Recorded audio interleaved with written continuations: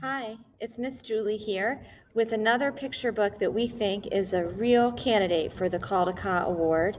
This is Nicky Vera by Peter Sís, and it's a picture book based on a true story about a quiet hero of the Holocaust and the children he rescued.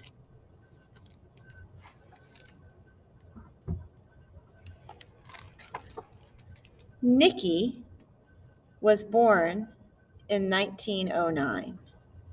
1909, that's over 100 years ago. At Nicky's school, the students were encouraged to follow their interests, whatever they were. Nicky discovered he liked mathematics, stamp collecting, photography, and fencing. The students had all kinds of pets, and Nicky raised pigeons. It didn't matter what the students were interested in, as long as they were interested in something. Oh, see, there's a little girl with a bunny on a leash, and a little boy with a pig. Here's a little child with a skunk. All kinds of animals, ducks, goats. Isn't that interesting?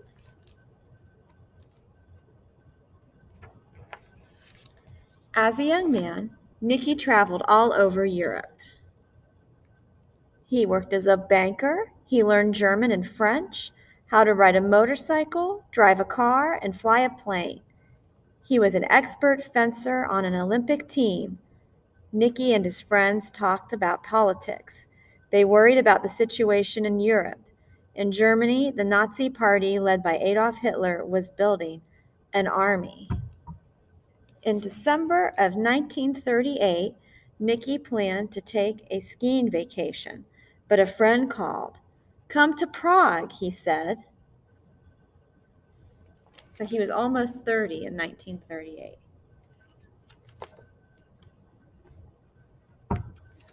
In 1938, Vera was 10 years old. She lived with her family in a small town near the big city of Prague.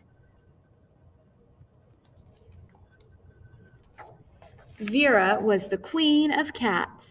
She would adopt a stray whenever she found one. She loved to feed the horses that pulled the wagon for her parents' business, and it was a happy childhood. Vera's family and their neighbors were proud citizens of the young Republic of Czechoslovakia. They were one of the few Jewish families in town. It made no difference, they were all friends.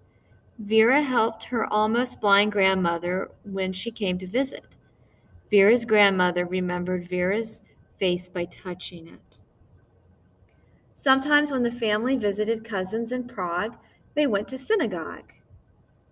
Vera's family spoke Czech, but if her parents wanted to share secrets, they spoke German to each other.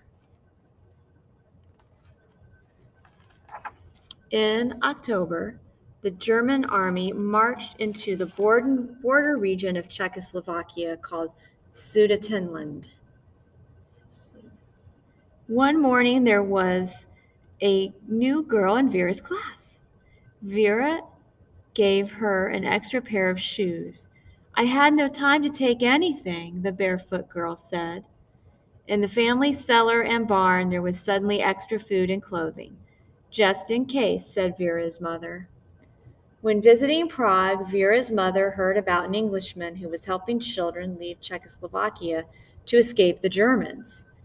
She discussed it with Vera's father, and they decided that Vera should go to England.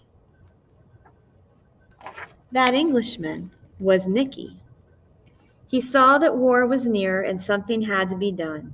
England would allow refugees under 17 to come if families could be found to take care of them and travel could be arranged. Nicky set up an office in a hotel in Prague. He made lists of children, he took their photographs, he found train connections. Spies kept watch. In January, Nicky returned to London. In the evenings after work, he placed advertisements in the newspapers to find foster families to take care of the children. He applied for visas and made travel arrangements. Sometimes he paid with his own money and made his own stamps. There wasn't much time.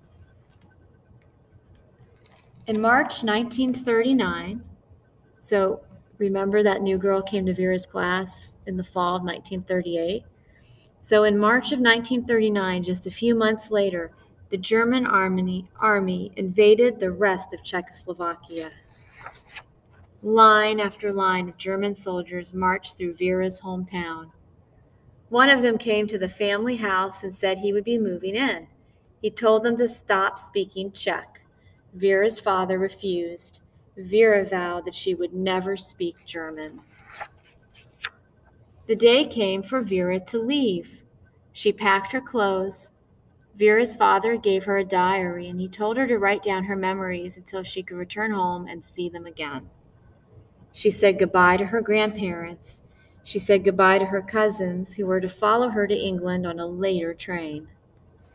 I bet she said goodbye to her cats, too. 76 children got on the train. Vera tried not to cry.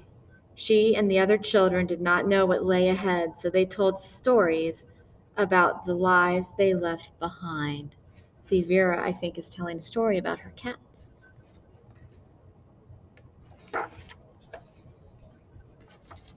And here's the train going away from Prague in the night.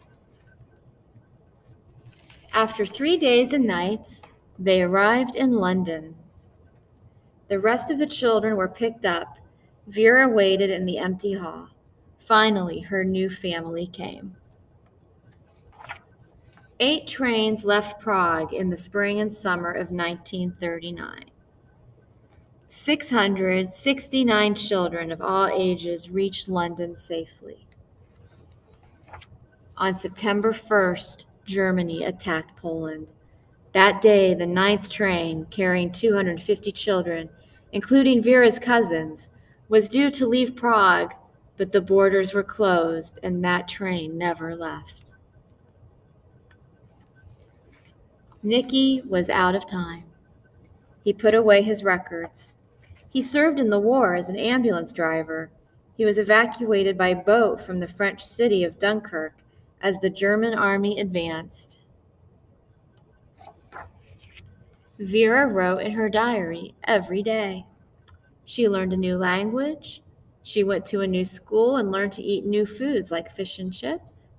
She drank tea. She learned how to play the violin. The war was everywhere. She had no news from home. She hoped her parents were safe.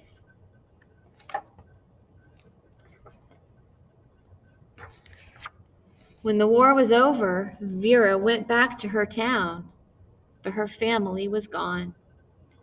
Her father and mother had died in the Nazi camps, her cousin too. She only found the daughter of one of her old cats, and she did not stay in Czechoslovakia. After 4 years, she returned to London. She returned to England, and she got married and she had a family. Nicky lived quietly. Look at all the things Nicky did. He helped open a school. He got married. He founded an old people's home.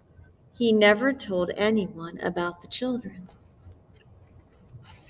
When Nicky was an old man, his wife found the records. And one day he got a phone call. Did he want to meet some people he used to know?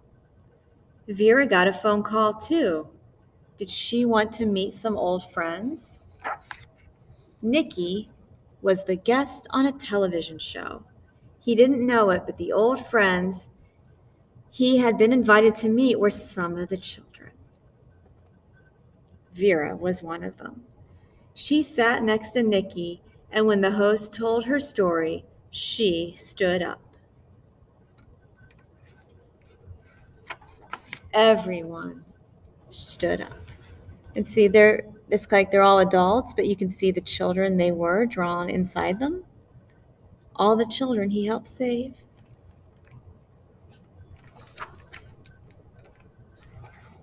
"669 children would not have survived if not for Nicky, who went to Prague and saved their lives. I was not a hero, Nicky said. I did not face any danger as real heroes do. I only saw what needed to be done.